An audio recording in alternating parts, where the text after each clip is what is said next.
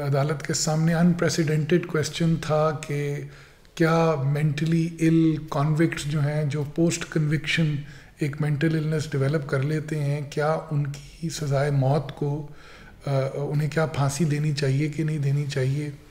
تو عدالت نے اس ایشو کے اوپر کوئی بلینکٹ ایگزیمپشن نہیں دی کہ جسٹ بیکاز اگر کوئی شخص کوئی مجرم مینٹلی ال ہے تو اس کو ایگزیکیوٹ نہیں کیا جا سکتا. عدالت نے اسٹینڈرڈ سیٹ کیا ہے اور عدالت نے کہا ہے کہ اس مینٹلی ال پرزنر کانوکٹ کو ایگزیکیوٹ نہیں کیا جائے گا جس کے مینٹل فنکشنز جو ہیں اس لیول پہ نہیں ہیں. He does not have the higher mental functions کہ وہ اپریشیٹ کر سکے ریشنل اور reason behind the punishment which he is being sentenced to undergo. اور اس اسٹینڈرڈ کے اوپر جو آئے گا اسی کو یہ ایگزیمپشن ملے گی، اور اس ایگزیمپشن کے لیے میڈیکل اوپینین جو ہے وہ سب سے زیادہ ضروری ہوگی. اور میڈیکل بورڈ نوٹیفائی کر کے بنانے کے لیے فیڈرل گورنمنٹ اور پروونشل گورنمنٹ کو ڈائریکشن دی گئی ہے کہ وہ میڈیکل بورڈز بنائے جن کے اندر سائیکالوجسٹ اور سائیکیٹرسٹ ہوں اس کی ڈٹرمنیشن کے لیے. تو 2 بورڈز کی ڈائریکشن دی گئی ہے. ایک ضابطۂ فوجداری کے تحت 464 اور 465 CRPC کی جو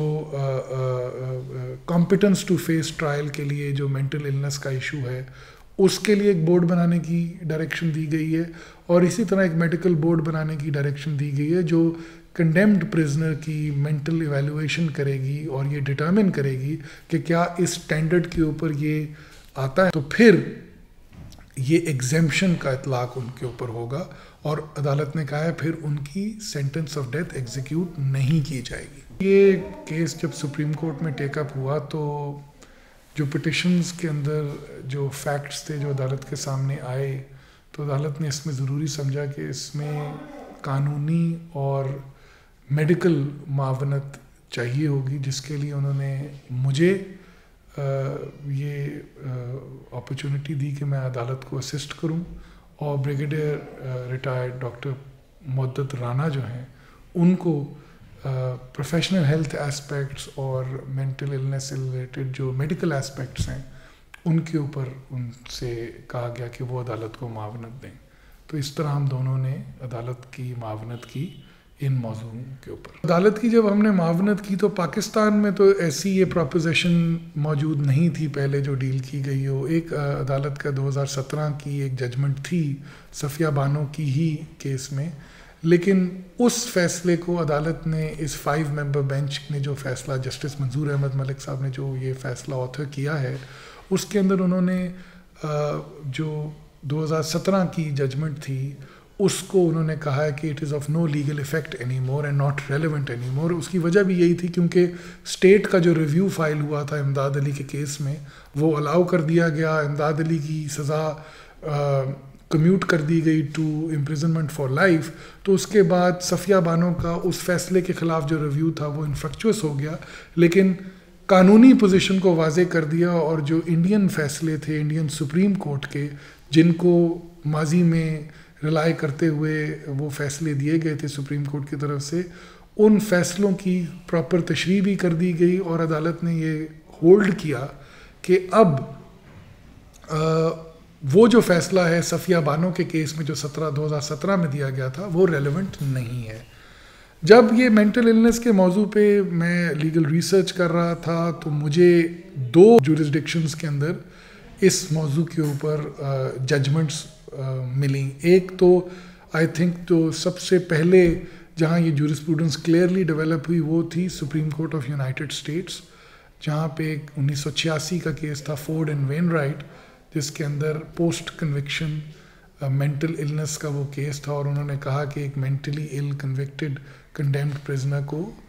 سزائے موت اس کی ایگزیکیوٹ نہیں کرنی چاہیے. لیکن ادھر US سپریم کورٹ نے اسٹینڈرڈ نہیں سیٹ کیا. وہ اسٹینڈرڈ سیٹ ہوا پنیٹی اینڈ کوارٹرمین کے کیس کے اندر، اور اس کے بعد ان دونوں کیسز کی جو بڑی جامع تشریح ہے وہ میڈیسن اینڈ الاباما کے کیس کے اندر 2019 میں ملتی ہے، اور میں نے یہ تمام ججمنٹس عدالت کے سامنے رکھیں. ساتھ ہی ساتھ سپریم کورٹ آف انڈیا کے بھی کچھ فیصلے آئے ہیں. ایک شتروگھن چوہان کا کیس 2014 میں، جس کا حوالہ عدالت نے اپنے فیصلے میں آگے بھی دیا کہ شتروگھن نے پرانی جورسپروڈنس جو سپریم کورٹ آف انڈیا کی تھی اس کو اوور رول کر دیا تھا، اور جو کیس لا 2017 میں سپریم کورٹ آف پاکستان نے جس پہ ریلائی کیا تھا وہ اب ریلیونٹ نہیں ہے. اور شتروگھن چوہان کے کیس کے بعد 2019 میں سپریم کورٹ آف انڈیا نے x and the case of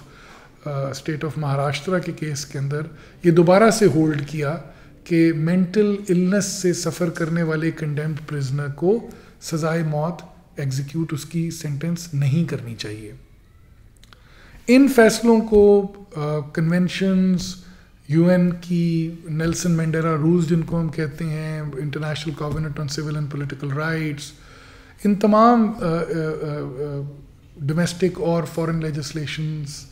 کی روشنی میں، جورسپروڈنس کی روشنی میں عدالت نے پھر اپنے فیصلے کو سنایا اور ڈائریکشنز دی ہیں. ایک تو جو ضابطۂ فوجداری اور پاکستان پینل کوڈ کے اندر کچھ ٹرمز کا استعمال ہے، کچھ فریزز کا استعمال ہے، اس کو عدالت نے اپنی ججمنٹ میں بھی ٹچ کیا ہے کہ یہ آرکائک ٹرمز ہیں اور اب لیٹسٹ لیجسلیشن ان ٹرمز کا استعمال نہیں کرتی، جیسے کہ انساؤنڈ مائنڈ، لونیٹک. ان ورڈز کو آپ اپروپریٹلی سبسٹیٹیوٹ کیجئے. پریزن رولز جو ہیں ان کو بھی اپروپریٹلی ان کے اندر بھی ان ورڈز کو سبسٹیٹیوٹ کیجئے. ساتھ ہی پھر عدالت نے یہ ڈائریکشن دی کہ جیل مینولز کو تمام پروونسز، صوبے جو ہیں ان کو ایک ہارمنی میں لے کے آئیں، تمام جیل مینولز کو. پھر جیسے میں نے آپ سے پہلے ذکر کیا کہ میڈیکل بورڈز کی بنانے کی، کانسٹیٹیوٹ کرنے کی ڈائریکشن دی گئی. جوڈیشل اکیڈمیز کو لیکچرز اور ٹریننگ پروگرامز آرگنائز کرنے کی ڈائریکشن دی گئی. ہائی فورینزک میڈیکل فیسلٹی بنانے کی ایک ڈائریکشن دی گئی جہاں پہ mentally ill under trial prisoners, کانوکٹس دونوں کو رکھا جا سکتا ہے for not only their treatment but also rehabilitation. تو یہ عدالت کا جو فیصلہ ہے اس کی بہت ایک فار ریچنگ کانسیکوینسز ہوں گے، اور اس سے ایک approach towards mentally ill under trial accused persons and convicts دونوں کی طرف جو اپروچ ہے کرمنل ایڈمنسٹریشن آف جسٹس کی، اس پہ میرے خیال میں ایک واضح فرق پڑے گا. میں قاسم چوہان صاحب جو ایڈیشنل ایڈوکیٹ جنرل پنجاب ہیں، اور شمائل بٹ صاحب جو ایڈوکیٹ جنرل کے پی کے ہیں، ان کو خاص طور پہ مینشن کرنا چاہوں گا کہ ان کی بہت بہترین معاونت رہی اور انہوں نے ہمارے آرگومنٹس کو بھی اڈاپٹ کیا. اور ڈاکٹر صاحب اور میں نے جو عدالت کو اسسٹنس دی، انہوں نے اس اسسٹنس کے اندر ہمارے پوائنٹس کو اڈاپٹ کیا، جس سے یہ واضح نظر آتا ہے کہ اسٹیٹ کی طرف سے بھی ایک پازیٹیو اپروچ تھی اس سبجیکٹ کے اوپر. اور انٹرسٹنگ بات آپ کو یہ نظر آئے گی کہ امداد علی کے کیس کے اندر تو اسٹیٹ نے ریویو فائل کیا تھا، پروونس آف پنجاب ریویو میں گیا ہوا تھا اس کی اپیل کے اگینسٹ، اور وہی ریویو ہے جس کے اندر اس کی سزا کمیوٹ کی گئی ہے from death to life on grounds کے اس کے اگینسٹ موٹیو ثابت نہیں ہوتا. اور پھر آبویسلی 20 سال وہ گزار چکا ہے جیل میں. کنیزہ بی بی کے کیس کے اندر بھی ایکسپیکٹنسی آف لائف کا پرنسپل اپلائی کیا گیا، وہ 32 سال سے جیل میں ہے. اور غلام عباس کے کیس کے اندر مرسی پٹیشن دوبارہ سے دائر کرنے کی ڈائریکشن دی گئی، اور اس مرسی پٹیشن کے فیصلے کے بارے میں توقع ظاہر کی گئی ہے کہ وہ فیصلہ اس لینڈ مارک ججمنٹ کے اندر جو ڈائریکشنز ہیں اور جو آبزرویشنز ہیں اور جو پرنسپلز ہیں ان کی روشنی میں رکھتے ہوئے، ان کی مد نظر رکھتے ہوئے یہ مرسی پٹیشن غلام عباس کی ڈیسائیڈ کی جائے گی. پریزن رولز کی روشنی میں جاتی ہے مرسی پٹیشن، اور مرسی پٹیشن کا جب فیصلہ کرنا ہے تو پریزیڈنٹ آف پاکستان جو ہے وہ دیکھتے ہیں کہ اس میں کیا کوئی میٹیگیشن کی گراؤنڈ بنتی ہے، اس میں کسی قسم کی کوئی گنجائش ہے کہ اس کے اوپر، بیکاز وہ اپنی جو جوڈیشل فورمز کے اوپر ریلیف ہوتی ہے عدالتوں میں، وہ تو وہ اویل کر چکے ہوتے ہیں. اب یہ لاسٹ ڈچ ایفرٹ ہوتی ہے کہ اس کے اندر کسی قسم کی میٹیگیشن کو مد نظر رکھتے ہوئے اس مرسی پٹیشن پہ کوئی ریلیف لیا جا سکے. تو اب اگر آپ مینٹل النس کے ایسپیکٹ سے دیکھیں گے تو مرسی پٹیشن کی جو شک ہے 107، اس کے اندر یہ لکھا ہوا ہے کہ مرسی پٹیشن کے اندر ایک مینٹل النس کو بھی کنسیڈر کیا جا سکتا ہے بائی دی کمپیٹنٹ اتھارٹی. تو اب عدالت نے جو مرسی پٹیشن بھیجی ہے اس کی وجہ بھی یہی ہے کہ پریزیڈنٹ آف پاکستان کو یہ موقع دیا جائے کہ وہ اس ججمنٹ کی روشنی میں جو پرنسپل سیٹ ہوئے ہیں ان کو اپریشیٹ کرتے ہوئے ایک گراؤنڈ کا صحیح طریقے سے اس کے اوپر ایک فیصلہ سنائیں اور فیصلہ کریں کہ کیا غلام عباس کی یہ جو سزا ہے کیا اس کو ڈیتھ سینٹینس کو لائف امپریزنمنٹ میں کنورٹ کیا جا سکتا ہے کہ نہیں، یا اس کو کوئی کسی اور قسم کا ریلیف دیا جا سکتا ہے کہ نہیں. یہ ججمنٹ جو ہے مینٹل النس کے موضوع پہ ایک بہت جامع ججمنٹ ہے. اس میں 3 ایسپیکٹس کو ڈیل کیا گیا. ایک mental illness at the time of the occurrence, جو کہ ہمارے سیکشن 84 کے تحت ایک ایکسیپشن میں فال کرتی ہے. تو یہ پرنسپلز کا تعین کیا گیا ہے کہ اگر آپ نے ایسی پلی لینی ہے کہ at the time of the occurrence آپ مینٹل النس سے دوچار تھے، جس نے آپ کی مینٹل فیکلٹیز کو